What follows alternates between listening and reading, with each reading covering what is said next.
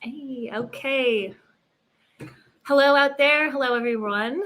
Welcome. My name is Leah, and I'm the program manager at VegFund. Looks like we are live and slowly getting people logged in here. So I'm going to just give a brief intro before we talk to Brian Stafford and try to get some ideas flowing for how you all can introduce more plant-based power-ups in your workplaces. But as I said, my name's Leah. I'm the program manager at VegFund. We're a grant-making organization. We make grants to hundreds of activists each year, many years, thousands of activists. We fund lots of different public outreach, like grassroots outreach, food sampling, paid-per-view campaigns, veg fests. There are so many veg fests that we support. And we also support other different kinds of projects like the one that Brian undertook that are a little bit more long-term and have a little bit more engagement with a targeted group, maybe not fully in the public eye, but something that's a little bit more targeted. Really, there's no end to the number of different kinds of projects that VegFund supports. So if you haven't already and you're a vegan who's excited about sharing your journey, take a look at our website and see if maybe applying for a grant to fund some of the projects that you do might be a good fit for you. And as always, you can reach out to us. My email is my first name @vegfund.org, Leah, L-E-A-H. You can always reach out to grants@vegfund.org with questions. But as I said, our website is a really great place to get most of the information that you'll need. So I want to introduce today's presentation. Hopefully you had a chance to check out the post that we have on our website about this project. This is a project that I was so excited about, and it came to us right before the pandemic hit, actually. And I think that the goal of the project initially, we can hear more about this, was to have in-person presentations at lunchtime in Brian's workplace. And because the pandemic hit, we had to kind of change things up. And so we got to work on that. And I am not the expert. I was able to kind of be a viewer. And so I want to bring in my colleague, Estella, and Brian to talk a little bit about this project. So Estella, let me add you real quick and introduce yourself. Hi, everyone. My name is Estella Ramirez, and it was my pleasure to talk to Brian about his project and write our story, which hopefully you've gotten to read. But if you haven't, then you'll get to learn all about the program here, and you're more than welcome to read the story later. Great. And let me introduce Brian Stafford. Hey, Brian. Hey, good afternoon. Hey, how's it going? Pretty well. Good to see you both. Nice to see everyone here today. My name is Brian Stafford. I'm speaking with you today from the state of Colorado, and excited to talk about the Plant-Based Power Up program where I work at the Colorado Department of Public Health and Environment. Wonderful. Awesome. Thank you, Leah, for bringing us on and for the work you do. And Brian, I'm sure you're really busy. Thank you for taking the time to be with us today. And I guess it might be nice to start with a bit of context about what the environment is like for you working at a government department in Colorado, particularly the Department of Public Health and Environment. And I'd love to hear about what it was like there, and what was that first spark or first inkling that your coworkers might be interested in learning about veganism or plant-based eating? Yeah, so on a day-to-day basis, I work on IT projects and do the whole spectrum from development to project management. And in the course of working with colleagues, I would say kind of the first thing, maybe the first inkling, was they saw what I was eating. We had to share a lot of meeting rooms and things like that. And I'm pretty keen on enjoying my food, even as plant-based, of course, right? So they said, wow, it looks great. It's free from, any animal products. I'm getting some benefits from that without pushing it too hard. So you'll maybe hear that theme with me, that you can reach people by letting them know, by feeding them and letting them know it's fantastic. And that started to kind of lead to discussions about, can I get rid of or get past some of these common health ailments, maybe some of the things that many Americans face, and some discussions And that sort of motivated me to think about, would you be interested in participating or maybe contributing to a program that might help spread what I think are some pretty honest values and some behaviors that are good for human beings, for our health, certainly for animals, and most definitely for the planet, right? So that's kind of where it got going. On a day in and day out basis, we're looking at keeping the environment healthy, right? The water, the soil, the air, and all of the citizens of our state. And really, this is kind of a great way, a one size fits all approach to a lot of the problems across all of those areas. Yeah, there's so many reasons to go plant-based, and you would think that in the Department of Public Health and Environment that there might be some awareness. So I want to dig into that. But before I do, I just want to tell everyone that they are welcome to go ahead and post their own questions for Brian in the chat, and I'll do my best to work them into our conversation. But I do have plenty of questions for you, Brian. Yeah, so definitely a lot of our advocates have that experience that the best way to reach people is through their taste buds. So that's really great that was your first inkling that they saw you eating. How much, so to my little allusion earlier, how much did your coworkers already know? Like, were they already on some level aware that eating plant-based was good for the environment and for their personal health? They did. Again, my colleagues being at a state agency for health and environment are pretty aware of most of these topics. But one of the things my professional life has taught me is the value of data, right? And maybe even starting with a hypothesis that's based in data. So you might see my eyes glance to another screen here. I'm just looking at some of our charts. And one of the first questions that I asked was, would you be interested in learning about how to reduce environmental impacts from eating and maybe reversing disease or improving your overall health?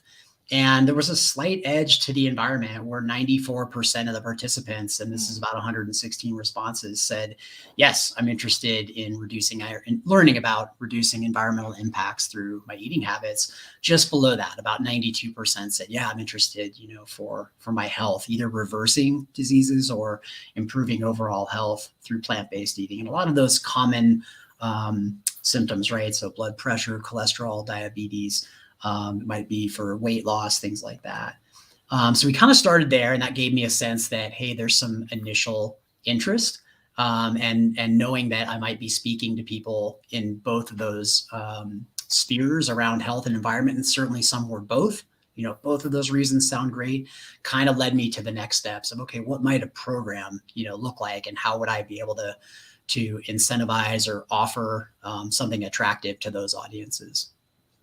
Yeah, those numbers are really stunning. Like, both were in the 90-something%. So of course they're overlapped, right? Because it sounds like most respondents are motivated by both. That's incredible. Yeah. So one thing we wrote about in the story, and I'm just going to pause for a second because I just noticed this comment from Susan about beautiful cat talk. I think that's referring to my Nico. I'm so sorry that you all heard that. I am glad that you thought it was beautiful. I think so as well. I know Brian and I both have cats who are going to be in and out these rooms probably. So thank you for your patience on that.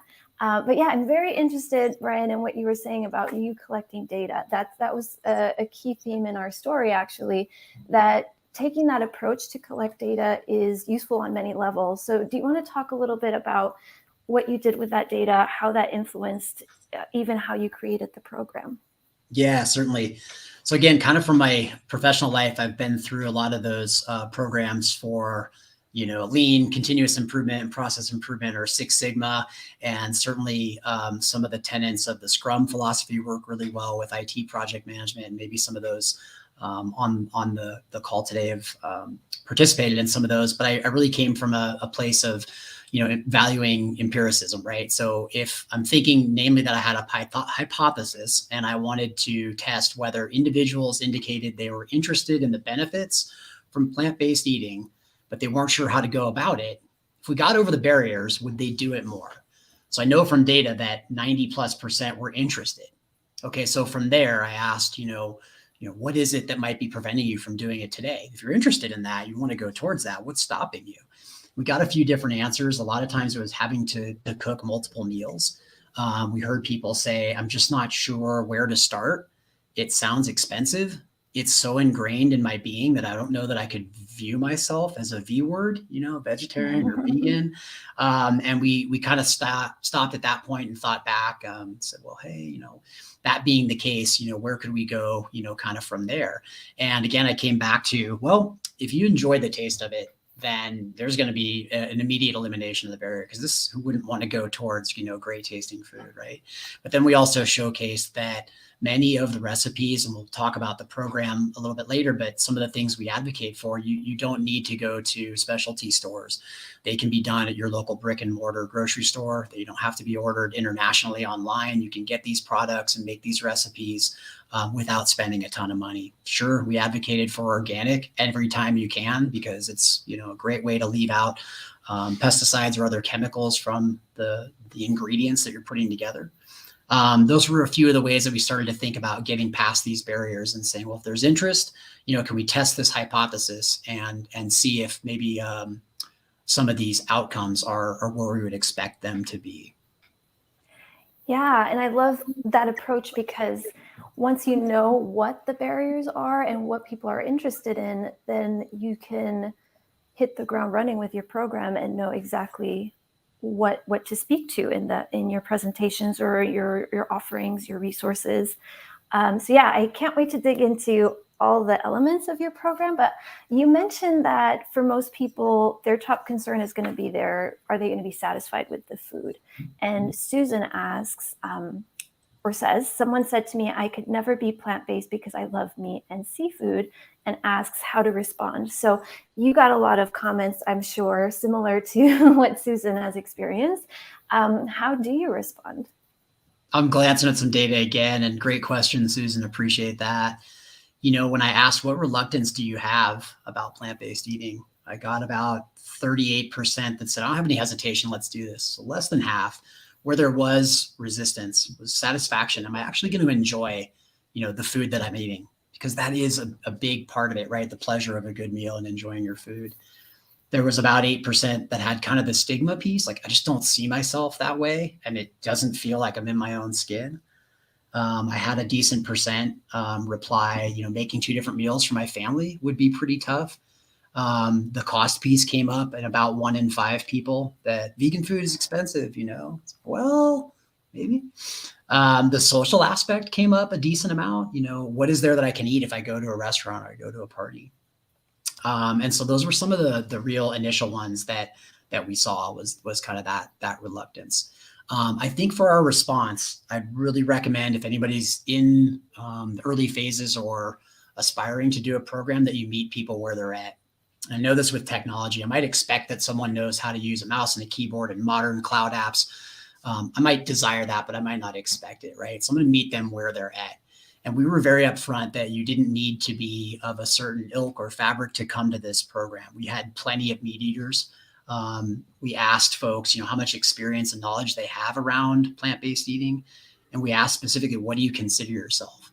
So my point is that flexitarianism is great. This isn't an all or none. This is an all or something. And as far as you want to go with it, you're going to reap probably those corresponding benefits, most likely, right? So if you go all in, you're going to see some pretty sharp reductions in potentially cholesterol and blood pressure within a week, within a month. But in asking, what folks considered themselves, about 38% were flexitarian. I try to eat plant-based, but I have, and I don't say cheating because I don't think that's appropriate, but, I have instances where I deviate from a full plant-based meal. I had about 40% I regularly eat meat and dairy. They weren't anywhere near this, right? And then I had smaller percentages of pescatarian, vegetarian, and vegan that came to it. So I think to that question, right, I couldn't do it because I love this stuff. Well, that's okay. You don't have to give that up entirely. I mean, one of our big goals was reduction, not elimination. I think the planet and your health are perfect examples of, if you start with a habit and you build on it, it can have a long-term effect. And so it doesn't need to be all or none, right out the gate. For some people, cold turkey works awesome. For me, it's baby steps. And so it's been about a 14 or 15-year journey to kind of chip away at some of this. So we let them know, we're not asking you to give that up. And maybe you want to start with a meal a week. Maybe you want to do 3 meals a week. Maybe you want to do a day a week. It's kind of up to you, and we can help you and arm you with some great, tactics and strategies for going to where you want to be. Yeah, that's so great to be practical with your approach. As vegan advocates, of course, we want everyone to be 100% vegan all the time, but someone who might never ever go vegan, who might just try vegan foods or eat more plant-based foods, that's definitely a win not to scoff at. So it's excellent work that you're doing, and it adds up the more and more people are willing to do that, even partially. We have some great questions here. Allison Corbett mentions that she loves the idea of collecting data. Could Brian share his survey? And I'm sure other people are thinking the same thing. You want to tell us a little bit more about how you designed your survey and if it's shareable?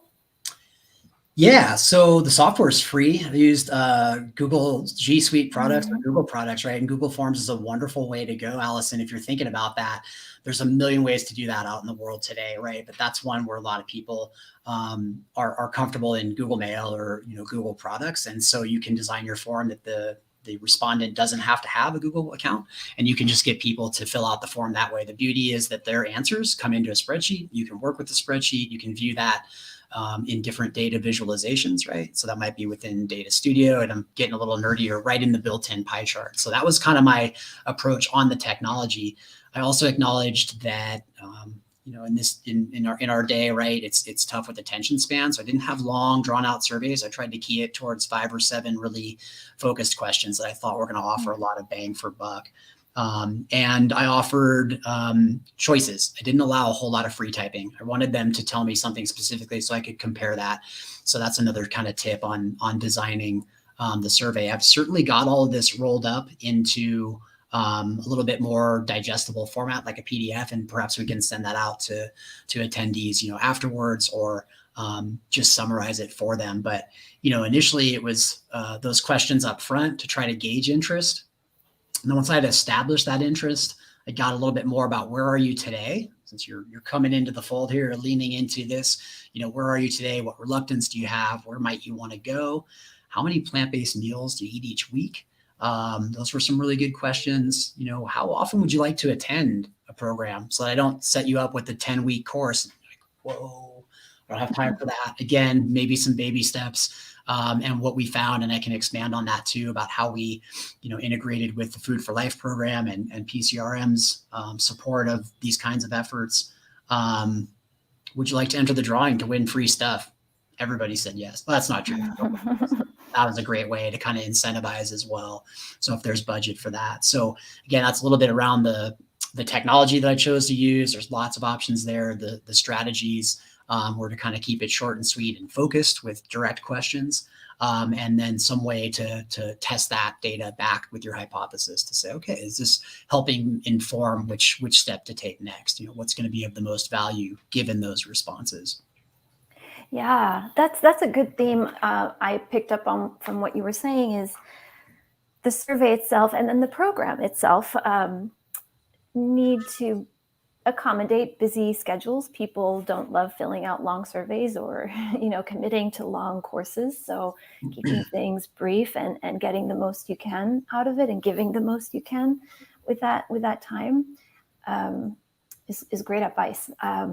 Allison also asks, inquiring minds would like to know where Brian got that stellar t-shirt.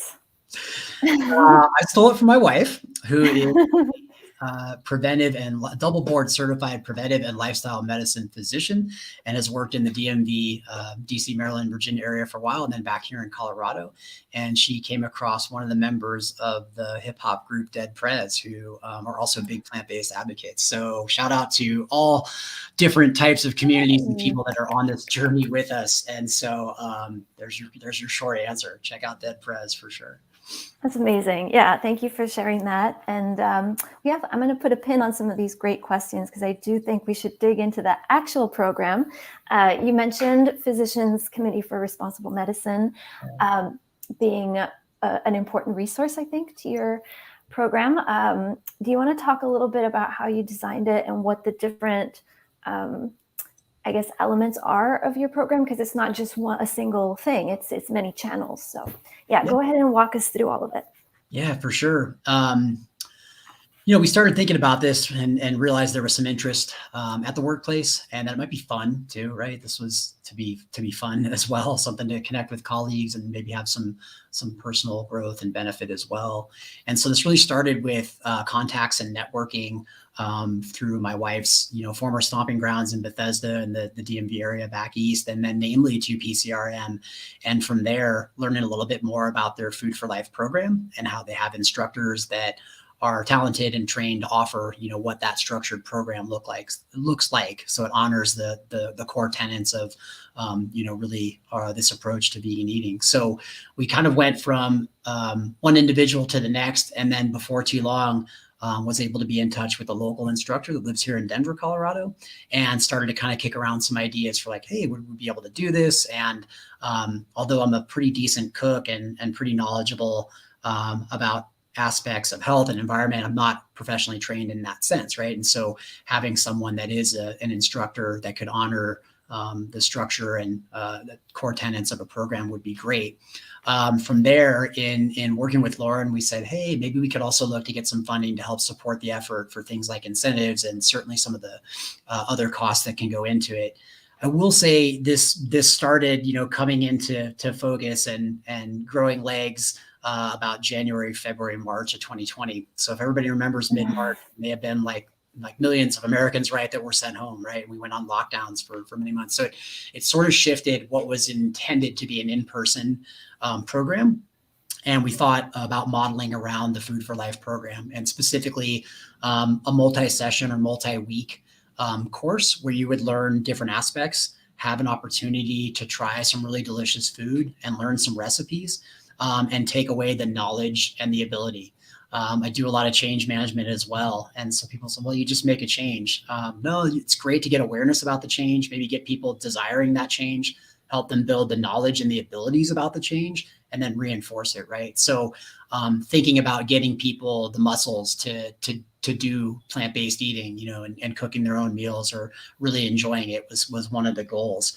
I think PCRM's approach is fantastic, and certainly the Food for Life program seemed like a great fit for us. Great. And so for anyone who's not familiar with the Food for Life program, as you mentioned, an instructor can do a presentation that includes cooking demos and food tasting if we weren't in lockdown. So how did that look like for you? It was Zoom sessions, I presume, and what topics were covered in those Zoom sessions, or how did you get around not being able to do the food tasting portion? Yeah, that was something we took a little time with to think about. Let's not give up, and let's not go down the wrong path. So again, from some survey data, we were able to kind of gauge, how much capacity might people have. And in looking at the Food for Life program, saying, 7 to 10 weeks might be on the high end, and 1 or 2 is a bit, more fitting for some of our interested participants. And so modeling after that, we thought the content is really great. We've got, again, the ability to learn about the food and the different ingredients, how to put things together, the benefits, and realizing that everyone was in the same boat. We weren't going to be in person. We thought, that's okay. We can still hit a couple of marks that might be attractive. a break from your daily grind. And yes, it's another Zoom call, but it's not work, right? It's an opportunity to connect with colleagues and maybe have lunch and try out some of these recipes at lunch, or as you're eating your lunch, learn about one you might try tomorrow. So we did it virtual and used any number of, I think video conferencing or conference call softwares can work. We did end up using Zoom. That's a good standby. And realized that, hey, some of it might be a little bit too in depth on maybe a specific session entirely focused for reversing, let's say, diabetes. If I don't have diabetes, would I attend that session? An entire session focused on, cardiovascular health or weight loss. Well, if I have pretty good cardiovascular health or I'm comfortable with my weight, would I attend that session? So what we found was that, most people would really be interested in some of those responses that they gave from their first surveys, which was, how do I get past some of these barriers? How do I do it? What do I need to buy? I don't know where to start. And I really like to focus and showcase great foods. So some of my favorites are Mexican or Asian fusion, or even, burger and fries, right? So we kind of focused on things that would be, pretty attractive to people, some Italian meals and things like that. And some of the products, dairy's an easy win, right? There's so many great alternatives to traditional cow's milk out there now. Same thing with butter. It's an awesome way to go. So we kind of showcased some of those products, and then we took those products and put them into action. So while we were demonstrating what to buy and how to cook it, we couldn't quite hand it across the table. I think people were okay with that. Other aspects of getting a break from a crazy world at that time were still attractive. Mm-hmm. I know the cat sounds like it agrees too. So. He is having a great time with his ping pong ball. I'm glad he can entertain himself, to be honest. But yeah, that's great that they were able to see the food being prepared, the finished product, get some practical tips. I love what you were saying about making sure the topics were universal, since there were only going to be a few, so that everyone would feel included, or that they were getting information that they could use. So for some of that other information that would have been covered in a longer course series, how did you work around that to make sure people had access to all of that information? Because you had a really great approach. Yeah. So for all of the breadth of other information and other links and other videos and other websites you might want to check out, we spun up an intranet page, right? We coupled that with a blog, so people were able to communicate and kind of keep an active discussion going. And that really just entailed offering additional resources, right, to people to say, hey, we touched on this today, but for more or better or other, you can check this out. And we kind of kept reinforcing that, like any good salesman would say, hey, you might want another car from me. Here's my location, come back. Or you might want to buy another product. Here's the website. Don't forget, I want to join my mailing list. And so without pushing it too hard, we kind of made sure people knew where they could go as they were, working in, and again, Google products. So Google Sites, easy way to spin up an intranet page or even a World Wide Web page that you can share with friends and family or colleagues. You can control the settings on that, control the content with really easily developed, modules or featured content. Again, with Google Currents, their modern version of really a blog, you can do the same thing, keep that discussion going, use hashtags to keep a theme going and stuff like that. So really we collected out of the sessions the interest that people had and then tried to offer that. So, hey, what's a quick and easy recipe? And for me, it was like burrito. Great.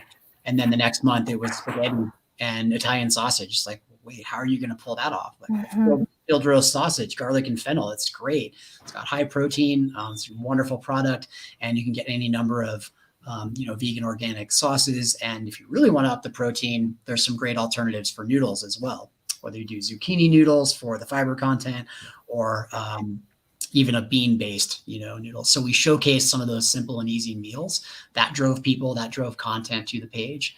And then they had just an expandable section or web part of other additional links that they could follow up on. So primarily with the Food for Life program, while we were focusing on segments, we showcased there are many other, chapters and videos that you might want to explore if you're looking at weight loss or reversing diabetes, maybe getting cardiovascular health back and understanding how quickly you can lower your cholesterol with the elimination of meat from your diet, So those topics we kind of touched on and try to tease people into being interested and then supported when needed. Yeah. Your talking made me hungry, so I could imagine people would be interested when you start talking about the actual food, and then provide more information, including nutritional value. That's a common question, I'm sure. Um, while we're talking about the program itself, someone has a really good comment and then question. I hope I pronounced your name somewhat near the ballpark, but Fortunatus. Says the idea of using data to enhance activist advocacy is so important to replan and focus for the future implementation. And we'll talk a little bit more about, because we talked about the pre-survey and we can talk about the post-survey too. But this person also asks, how did you engage other stakeholders for expansion and sustainabilities? And I don't know exactly what you mean. You can elaborate or add details, but it makes me think about how you had your employers on board, this government department, their stakeholders, I think, in the program. How did you work with them to create this program during work hours? Certainly. So depending on the nature of your business, right? For-profit, nonprofit, government, federal government, state government, local government, right? It all depends on a lot of factors there. For our agency, they're very good about offering, grant money for innovative strategies and things like that. So we competed in a Shark Tank style program where we went up against other employees that said, hey, I might be able to improve something here at work or related to one of our programs in the environment or in the health side of the house. And from that, we said, okay, that's an opportunity to kind of get buy-in and get blessing to do this. So at our agency, you're obviously encouraged to take lunch. Your lunch can be a part of your work day, as well as wellness breaks. And so for a lot of people, they were able to say, hey, I can attend this under that umbrella of a wellness break. I'm going to tune in for all or part of a session, or go check out the webpage for 15 minutes while I, get away from the grind and get away from meetings. So we had enough of that initial buy-in that it could be a really great benefit for the employees, right? And that can come with employee satisfaction with their employer, or even an element of attracting and retaining talent. Like, that's a place that I want to work. This is important to them. Given the nature of our industry, right, we did have some detractors. We have a lot of folks that are aligned with our agency in terms of agriculture, right? And so that's a whole discussion, right, that involves a lot of opinions and different aspects, and warrants a sit down at a table, because I don't think it's fair to say, hey, you need to wrap up shop, and something that maybe you've been doing with families for generations, we want it stopped right now. Maybe there's an opportunity to train in a different skill set. So I know a lot of advocates here within the state are helping perhaps transition, agricultural families or businesses to growing maybe hemp for textiles or fabric, or looking at a different way to use their land versus, factory farming or concentrated animal feed operations. So I wouldn't pretend to have the answers for that. That warrants an honest discussion about what that might look like as a transition. So our agency, of course, has a lot of stakeholders. And so there wasn't an immediate 100% buy-in, but rather a healthy handshake and kind of balance about, what you're doing offers value. And you have to consider, what that means all the way up the chain to making sure that it's blessed and endorsed. As far as sustainability, that's kind of on us and employees to kind of keep it going. And for me, as a bit of a salesman, it's like, to make that attractive, keep it from getting stale and kind of outdated. It's easy to create something. A lot of times it's harder to keep it going and to sustain it. And so as we've gone from the first session, we kind of took a step back and said, okay, what worked well? What other hypotheses can we come up with? Is our aim to grow this or to support the audience that we already have? Our agency expanded rapidly during the pandemic as we support, all of the health aspects of trying to live and keep a healthy population in a pandemic with the coronavirus, right? So that's one aspect we're looking at now, with many new employees and perhaps some that might be younger. Is there something that's more attractive to them?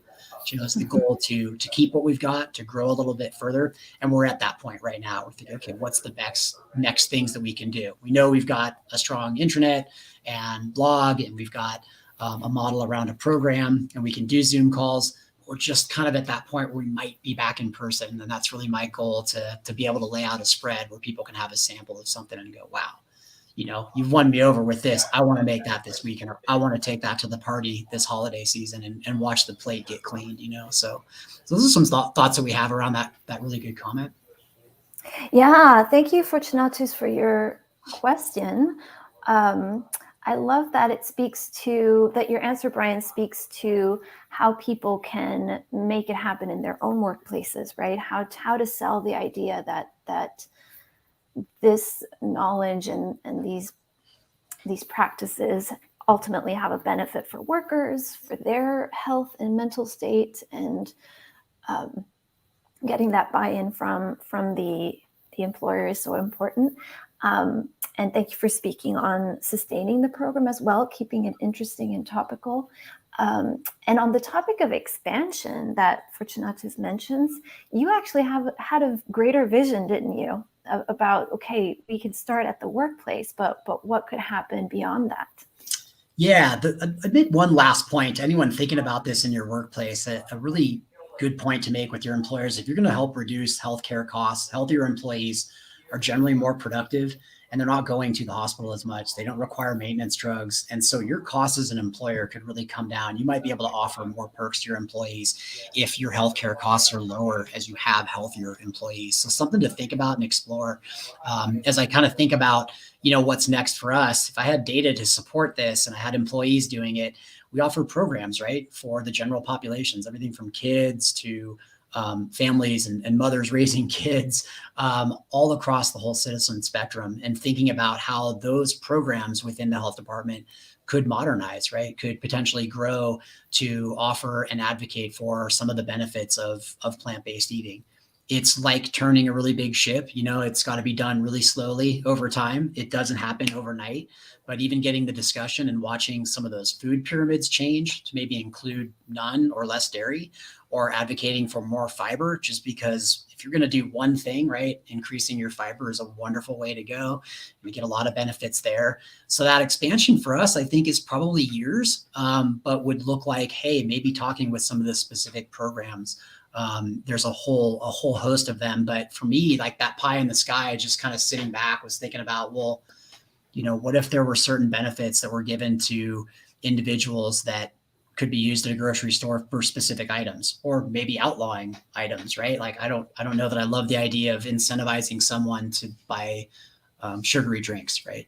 But if I could incentivize them to buy plant-based products, they're getting the benefits. It could be a full circle kind of thing. So again, not an easy thing to do, affecting a government, federal government, state government, or local government program, but they evolve, right? They certainly have over the decades. We're not where we used to be 20 years ago or 50 years ago. So I think that's a really fun place to go that, again, pie in the sky could have a real impact on our communities, on our planet, on our nation, right? And maybe lead the way, right? That's sort of the goal there. Yeah. Follow-up question here. Not sure if I understand, but I think the question is how did your data engage health sector practitioners? We didn't get quite that far in terms of really addressing any physicians or local clinics or things like that. We really stayed pretty geared towards employees and their families, right? And things like that. Now that could have carried over to their discussions, with their local providers if they went and talked to their doctor and said, hey, I'm, exploring a plant-based approach, but we haven't expanded out into the health sector necessarily and reaching, either specific practitioners or even segments of practitioners. I think that's such a personal and individual thing. We kind of wanted to let people know. I mean, as I did, for example, I spoke with my primary care. Fortunate to not have to go a lot and have again, the fortunate pretty good health. But I said, hey, are there any concerns that you might have?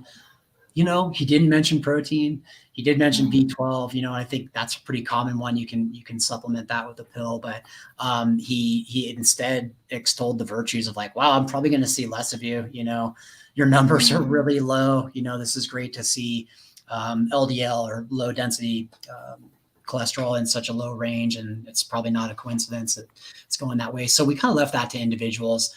We didn't feel we were quite there yet to get out into the different sectors or particular practitioners. Yeah, thanks for sharing that. Yeah, always great news. um, so you mentioned families, people raising children in particular. Do you want to talk a little bit about feedback you got, the positive feedback you got from families who gave plant-based recipes a try? Yeah, there were a couple. I mean, that was again one of the reluctance items that came up is, well, I might do it, but will my husband do it? Or I might do it, but will my wife do it? We might do it, kids do it. And so two kind of examples come to mind. I'll try to, keep these pretty brief. I've got a colleague that's a good friend and a pretty active man my age and is raising two teenagers that are also very athletic and active. And he said, through all of that, I want to make sure they don't lose the protein, right? Big protein scare. And so, well, hey, there's this recipe we do. And between the edamame pasta and the plant-based sausage, your fiber and protein's like through the roof. And there's discussions and opinions about how much protein your body can actually absorb in one sitting, and slamming protein shakes and powders. I kind of roll my eyes because I don't know that we need that, right? So if you're shooting for 50 or 60 grams of protein per meal, you're going to get it with that edamame pasta. You're going to get it with beluga lentils, right? And taco night, and the fiber comes along with it, which you're not going to get from meat because there's this much meat and fiber, right? There's just so looking at that, he said, okay, I'm gonna throw it at the kids, and so that's grilled garlic and fennel sausage with red sauce and pasta, and the plates were empty, right? So he was satisfied. His kids were getting the right nutrition. They were building those muscles to keep going with different activities and sports, and very athletic, and him and his wife were able to enjoy it as well. We had other examples where maybe the kids were finicky eaters. So there's vegan mac and cheese, right? You can do that. And the kids were excited about that. And they had vegan hot dog bites cut up in there.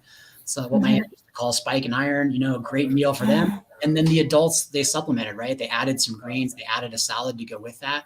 And again, we're able to cover that nutritional spectrum. So what we found is that there was kind of a harmony. We found some folks that indicated, hey, I still believe in this enough that I don't mind, maybe quite making two meals, but having a little bit of a blend where, I've got one part put together, but I'm going to supplement or change for my vegan approach, and maybe leave, for my kids or my spouse, my partner, another element. And over time, if that means they want to try it and they go, that's not so bad, I'm going to do that 3 times a week. Well, now we're talking, right? Because now we're actually moving that needle a little bit over towards the benefits for their health, the benefits for the environment, and things like that. Yeah, that's great. It's always funny about protein. So I don't do anything in particular for protein. And I remember very clearly getting blood work done and being told that my protein was above average. I don't know how that even happens. Right. But definitely not a concern. Wonderful. So yeah, we heard some positive feedback. I want to get to Lizette's question about the negative, any detractors. Lizette gives the example of someone saying something like, oh, you're one of those people. So I guess maybe early on when you were starting to maybe gather your data or starting your first conversations with coworkers, did you get any of those kinds of comments, and how have you responded to those? So I think the first thing that comes to mind is how people, brought up that reluctance. I don't see myself as a vegan. I don't see myself as a vegetarian. And I think to that we said, well, you don't have to be. You can keep your identity however you'd like, and maybe you'd be comfortable in a flexitarian skin where, personally, I really appreciate someone that might cook a meal for me. And many times if I'm at home and someone does that, I'm a little less reluctant to say, I'm not going to eat that. I will flex in those scenarios very rarely. And so I've just found that works well for me. In our own life, my wife and I eat exclusively plant-based. We eat 100% vegan, right? But if you come across those areas, that can put someone in an uncomfortable position. I know when I go out to eat with colleagues, the first thing is they kind of look and go, where are we going to go that you can get something to eat? And I've tried to tell them, it doesn't matter. I can go to Burger King and get an Impossible Whopper and be just fine, right? And stay away from the meat. Or we can go to just about any restaurant for a quick working lunch, and there's something that I'm going to be able to find. So don't worry about that.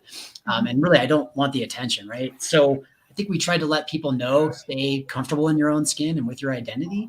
And I think when considering making this move, how you would address that new identity is maybe to just say, yeah, I'm really comfortable making choices for my health or for the planet and all of the other humans on it.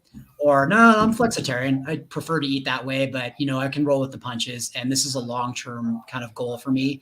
So I'm getting there slowly but surely, or I'm getting there every day.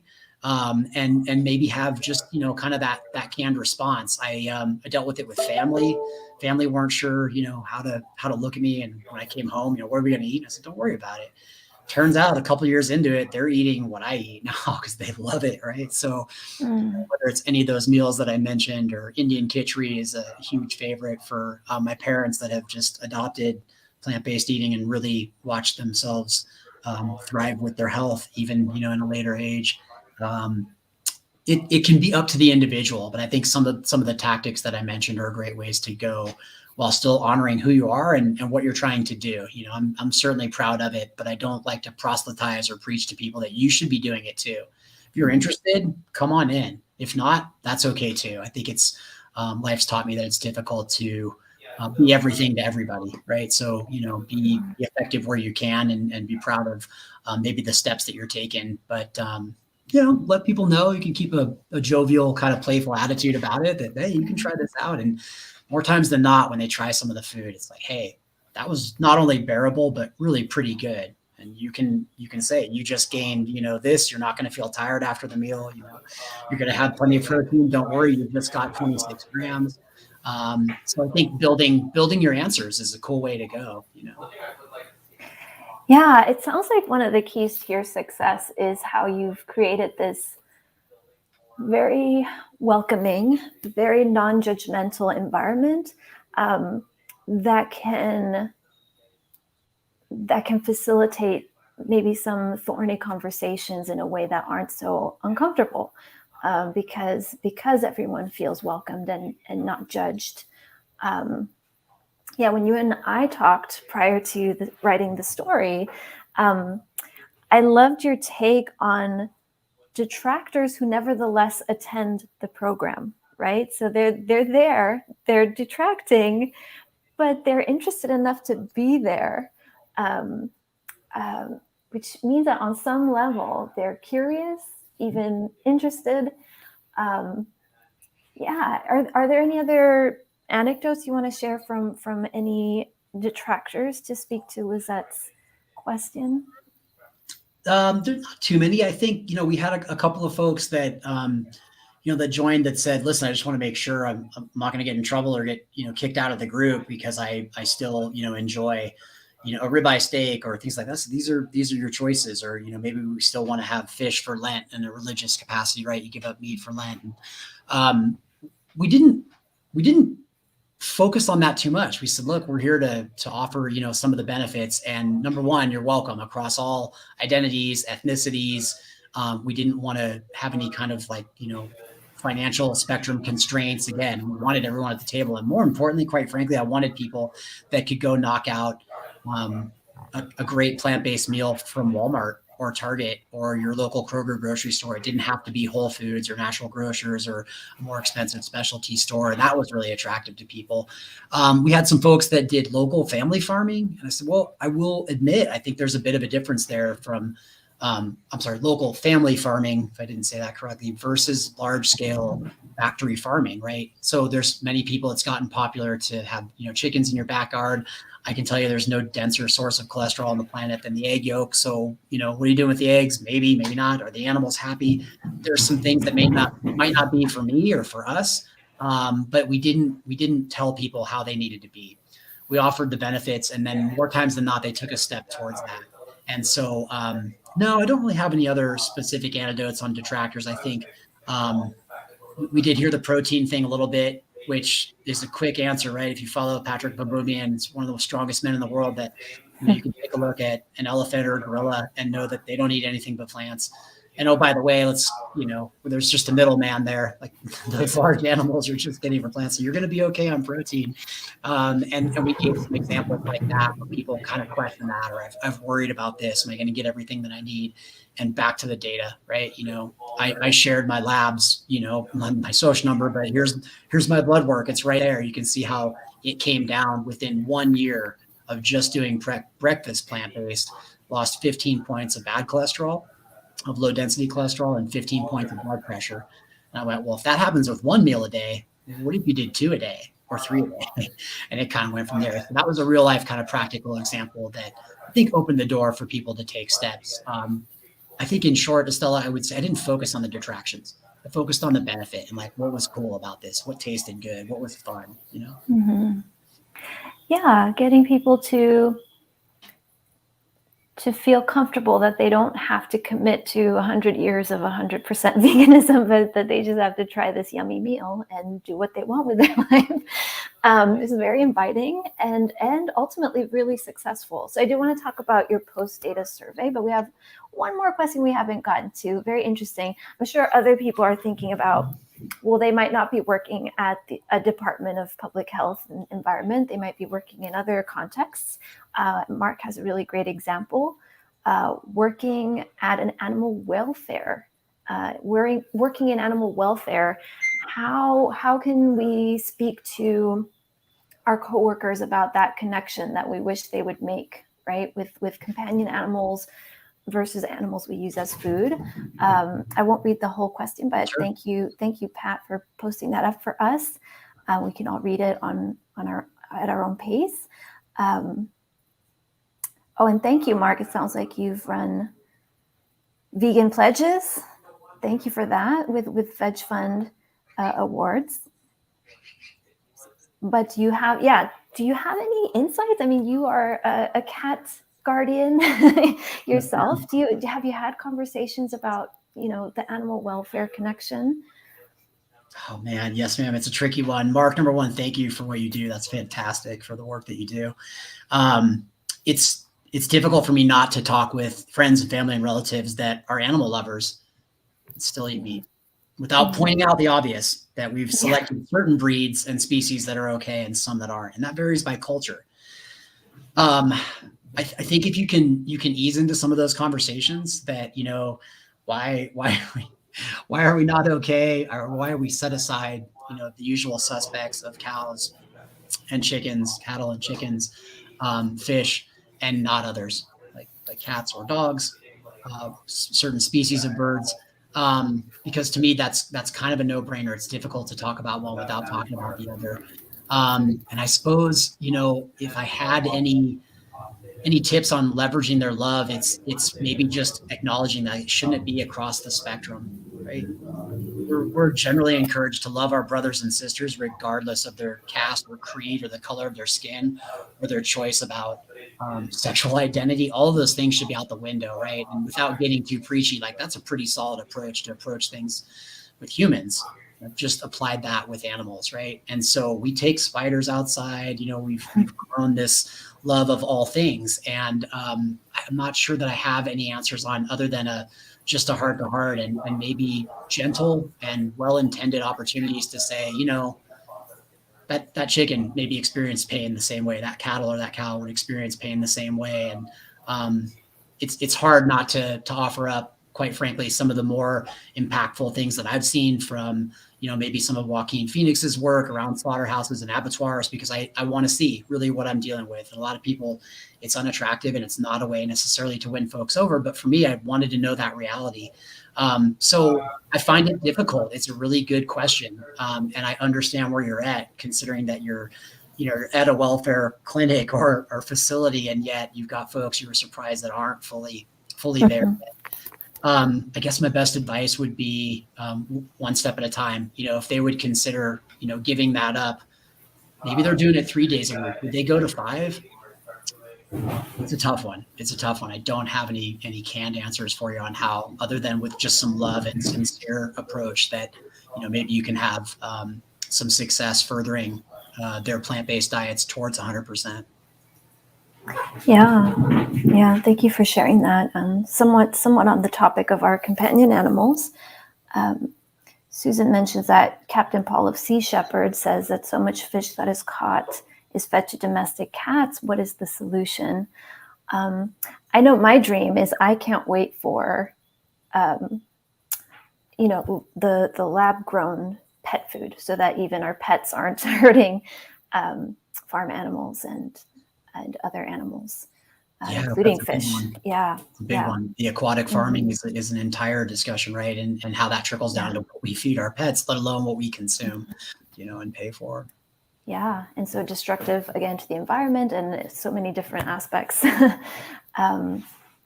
Oh, it looks like maybe Mohan is suggesting some insights. I usually approach this by first asking how long they have been vegetarian and why did they go vegetarian. Then after they talk, I guess this is for going from vegetarian to vegan. Then after they talk about their desire to protect animals, follow up with, have you ever thought about going vegan? I did it with a family member, and when they're visiting, right, we know what an animal lover they are, but you're eating vegan with us, right? And so I got one meal out of them, right? And if it was something they took home, then it grew to 2 a week. I think that's a wonderful approach that was recommended. Yeah.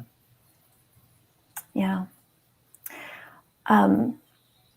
Wonderful. I feel like we could talk about this forever, but as we're nearing the hour mark, I'd like to just remind everyone that they can share their questions in the chat.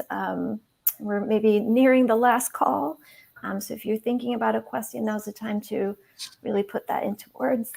But I'd love to hear from you, Brian, about the results that you would like to highlight, especially from your data surveys and from other sources, and maybe what you're excited about on the horizon. Yeah, whatever you want to talk about as we wrap up. Sure. Yeah. As we get near the end, and maybe those last, questions or comments are trickling in. I've got a couple of good ones kind of teed up, and a couple that's stuck out with me after our post attendee responses, right? And we asked specifically, have you made any of the recipes that were demonstrated or offered? Have you gone anywhere with this, right? Mm-hmm. So I had a flat 23%. Yes, I have. I had almost about 48% that said not yet, but I plan to. I only had 7% that said, no, it just didn't appeal to me. I expected 10 or 20% that weren't going to be there. So I had a lower number there. And so what is that? About 70% that had already done it or were going to do it. And I know going to do it isn't quite the same as having done it, but I felt like I struck that right chord with them, that maybe something clicked and the light bulb went off and they were working towards it. I asked more broadly, have you taken any steps towards adapting more plant-based meals as a result of participating in the program? That might be things like cooking differently, choosing different products, voting with your wallet, voting with your dollars, or maybe even choosing different menu items when you eat out, so that restaurants can understand, wow, we want to expand our menu. There's more of these people out there, right? And I had a very even a number come back with 69%. So more than half were taking actions towards that, right? I think the last question that I'll showcase is what changes the people were intending to make or had made based on the class was reduced meat consumption, 69%. I had a small percentage, had 1.5% go 100% plant-based, which is like, wow, that's insane. All right, out of 100, that's great. Reduced dairy consumption, 38%. About 5% eliminated meat, about a little over 5% eliminated dairy. And to me, those were really great numbers to then build on for more attendees and different groups in the future. Yeah, it sounds like there's room also for having a bit of a support group to help help those people who have decided to go vegan, how to support them to be able to sustain that. I'm sure lots of questions will come up in those early days. It's really wonderful what you're doing. Are there any other thoughts that you would like to make sure we leave with, including what top tips you might leave for people wanting to try something similar? And then while you think about that, I also want Leah to come and speak about how people can go about funding their own Food for Life instructor. So Brian, what are your top tips? So just kind of in wrapping up, thank you everyone for attending. Thank you everyone at VegFund and PCRM. I have the highest regard for the work that y'all do. And it's contagious. So have fun with it. Be gentle with yourself. I really advocate for that all or something. You can get there through steps. It doesn't have to be, all or none or immediate. I think just applying kind of an empirical approach, use some data to support your efforts. align yourself with not only people that might think like you, but what you can learn from others that might not think like you and still want to have that conversation. There's a lot that we can do. So everyone on the call, really thank you for your interest and work, kind of going forward. I'll always be available through VegFund and I'm excited for the next time that we do this. So thank you so much, Brian. absolutely. Yeah, and Leah, any thoughts on people who might want to get started on trying their own program? Absolutely. Yes. So the thing that I will say as somebody who is helping review these applications, right, and was someone who received Brian's initial application, is the project, as you can see through today's conversation, was really well planned out. And there was, as you said, an empirical approach, right? You gathered data first. You knew that there was at least some interest in this and you had some buy-in. And then the pandemic hit and everything changed. And yet, because you had planned so well in advance, we were still able to kind of to rethink this plan and still make it happen. And those are the sorts of things that we can roll with at VegFund as a grant maker. We know this, especially this last year and a half, has been a lesson in flexibility. And the most successful activists and advocates are those who are able to roll with that and to be flexible and to still maintain some level of outreach. And so coming to us with a great plan that has room for flexibility is the best way, I think, to get funding from us for your grant project. And there's ways to do that by reaching out to your own workplace, as Brian and Estella really discussed in great detail.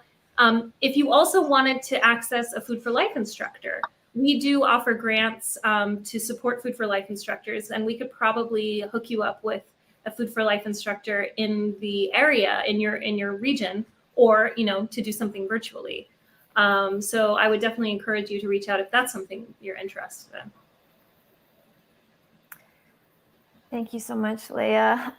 Last call for any squeezed in question before we wrap up. Thank you. Patrick has shared a link to speaking of survey, we also like to collect information from our audience that can help us help you better, and what kind of content you'd like to see in the future. So you can go ahead and click on that link in the comment section if you'd like to share your thoughts. And then I would, if there's no further questions, I would let Leah wrap up for us with any other last messages. Sounds good. Well, thank you so much for joining us. Thank you, Brian, for taking time out of your day. Thank you all. Have a great day.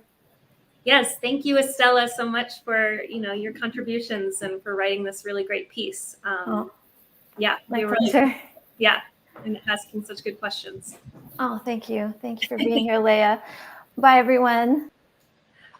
And thank you all for joining us today. This presentation definitely was recorded, and it will be available on our Facebook page and LinkedIn page. And I believe eventually there will also be linked on our website, so you can find this conversation and also find the story itself, which is linked above in the comments. But please do take time, if you can, to fill out the survey. It's truly a 2-minute survey, and it provides us with a lot of data, which we discussed today is so important to carrying out successful programs. So help us carry out successful programs by completing the survey if you have time. And just thanks for being here, for being interested in this. We really hope you'll reach out and replicate this clearly successful program. So stay tuned, and thanks so much. Have a great rest of your day.